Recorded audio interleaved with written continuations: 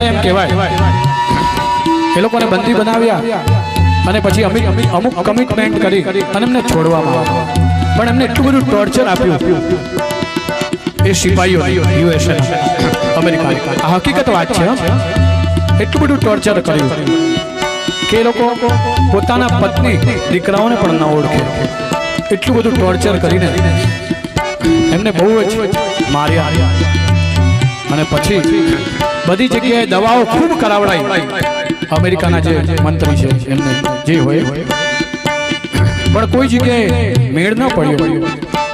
ત્યારે એ લોકોને એ 21 થી 25 સિપાહીઓને ઇસ્કોન મંદિરમાં લઈને આવ્યા અને ઇસ્કોન મંદિરમાં લઈને આવ્યા ને અને સતત 5 દિવસ સુધી એ લોકોને મંદિરમાં રાખવામાં આવ્યા. હરે કૃષ્ણ હરે રામ હરે કૃષ્ણ હરે રામ આ સાંભળતા સાંભળતા ખબર નહીં એમનામાં શું પરિવર્તન આવ્યું અને એ લોકો પોતાના મા બાપને પોતાના દીકરાઓને ઓળખતા થયા. આ ભજનનો પ્રભાવ છે, આ હકીકત વાત છે.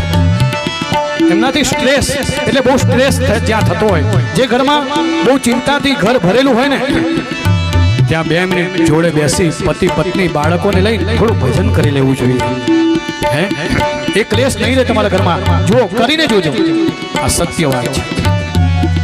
ભજનથી બહુ જ ફરક પડે છે ઘરમાં.